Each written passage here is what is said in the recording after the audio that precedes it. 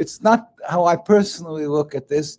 It's how, as a Jew who's observant, who's following the rules of the Judaism, of the Torah, Judaism is subservience to God. That's what it's all about. It's a religion of 3,000 years, while Zionism is a mere 150 years. It's a transformation to nationalism, to have a piece of land.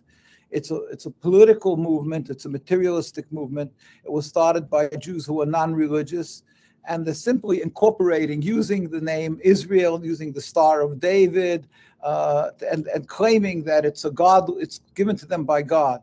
And we who are following the Torah, who are true to the Torah, stand up adamantly refuting what they're saying. The Torah clearly states that we shall not kill, we shall not steal, and the whole concept is strange, is totally antithetical to our teachings, contradictory. The Jewish community had been living together with the Muslim community and the Christian community, and since this movement started, and since they gained hold in the land and eventually got rule over the land, there's been endless bloodshed.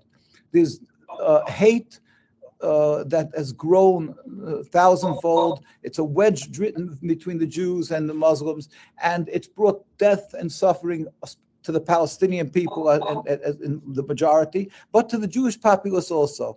As we see this last Saturday, it was shocking to the world, but the world doesn't seem to take in regard the 75 years that every day almost you have Palestinian death and suffering. But we as Jews do take this into consideration. We say this is clearly a rebellion against God, and it hurts us more than usual because it's being done in our name. And the rabbis you are seeing, the power bases that you are seeing in the settlements, that is fringe to the Jewish communities, those are the ones who bought into this tale that it's God's wish. But the central part of Judaism, the very religious, in whatever country, maybe in Argentina, the very religious says, no, we're dead set against this. We cry with the Palestinians. And therefore, what's happening today in Gaza, that they're bombing them relentlessly, and they're pointing and they're accusing them of being animals. It's even hard to repeat, and whatever they say of them, of being terrorists, it's not. It's all to cover their totally illegitimate occupation. And to that, I'll bring a simple proof. We lived together, the Jewish community, for hundreds of years in Palestine, in Egypt, Morocco, Tunisia, Iran, in all the countries we lived and flourished as religious Jews amongst religious Muslims without any human rights groups to protect us. We always lived together. We babysat each other's children, even though we have a distinctly different religion. And it was never a cause of animosity.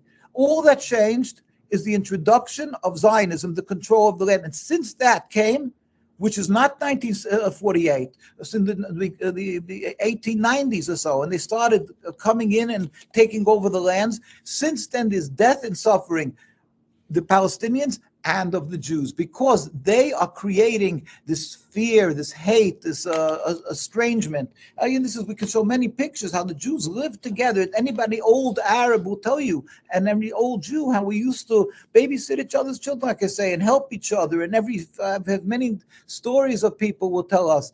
So it's clearly what these Ben Gvir and these other people are saying. They are coming from Mizrahi. That is that segment that is religious Zionists, but not the central, what we call the Eid Chorei, this God-fearing community, and around the world. We stand in total opposition, and it hurts us, and we have no words for the suffering, the Palestinians. That's why we came out, even today. Yes, we go out in tens of thousands, but we would have hundreds of thousands demonstrating constantly, but the fear of the repercussions from the Zionists, because they're vicious. We went out, 2 days ago to Manhattan. We demonstrated. I came back, the tar cars were slashed, the mirrors were broken.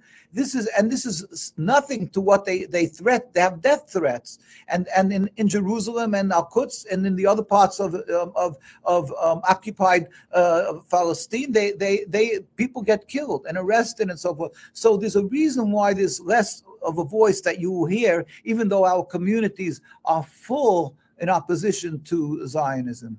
And we plead with the leaders today. It's very scary what today we are seeing. And there's assembled 300,000 soldiers at the gates of Gaza, and it's and of course the bombing there, and it's heartrending. There's no words, and we can only again plead with the world leaders and demand that this injustice, this criminality, this suffering of the Palestinian people has to be addressed. It must be stopped. One day this will end. It's against God, and we as Jews are crying and hurting with them and praying for them. And we go out tirelessly. Some of us go out all the time. I mean, we're doing this for years, and many of others. There's demonstrations in the front of the UN, and therefore we're going out. A lot of the media doesn't cover it because they know that they will be accused of being anti-Semitic. But we try. And we hope that with God's help, that with His compassion, that He will free them, and ultimately with a totally free Palestine, we as Jews will be able to show our